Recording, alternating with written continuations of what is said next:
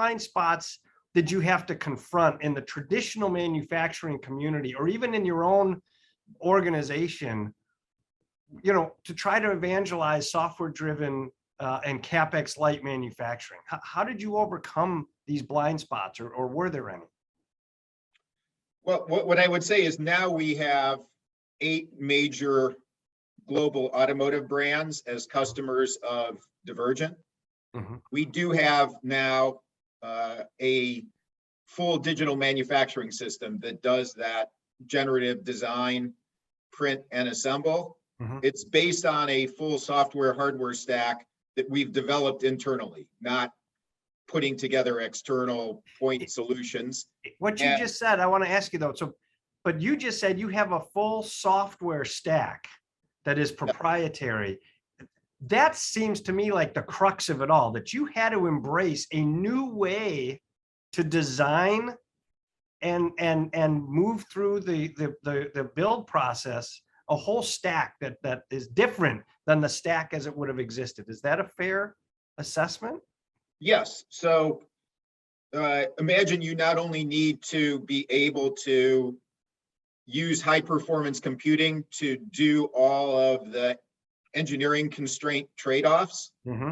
and by the way, the available point solutions usually are limited to, say a stiffness constraint or a few constraints. Mm-hmm. If you have a full digital system, you not only need to take into account all of those constraints in parallel, with high performance computing and machine learning. So you're taking the initially, say 7 years ago, all of the processes that would need to be gone through by engineers to create a fully optimized structure. Mm-hmm. And then you're starting to automate all of those processes.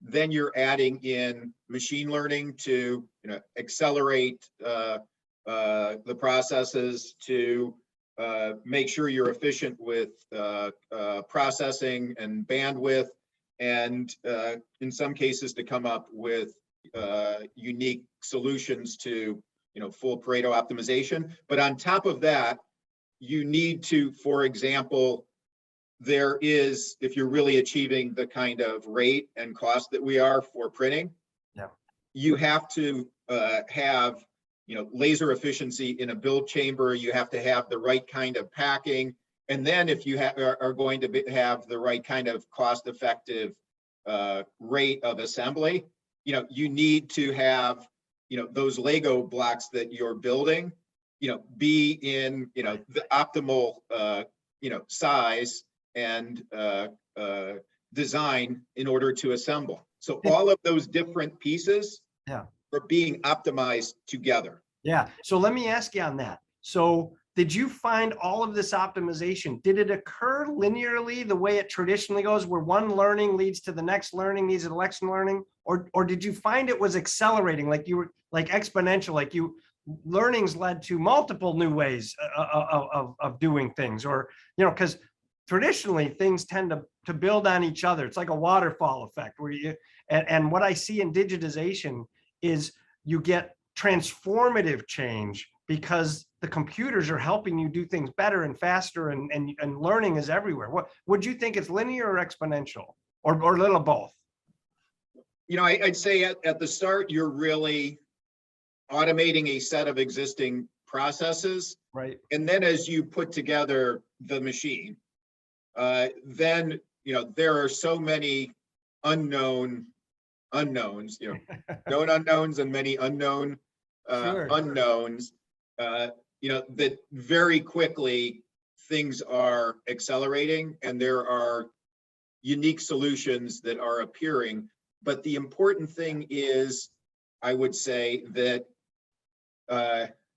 you can't take the approach of digitalizing the typewriter. I mean, I'm probably dating myself, but I remember when IBM had the IBM Selectric and they were going to digitalize it, and that meant having a typewriter with 2 lines of memory.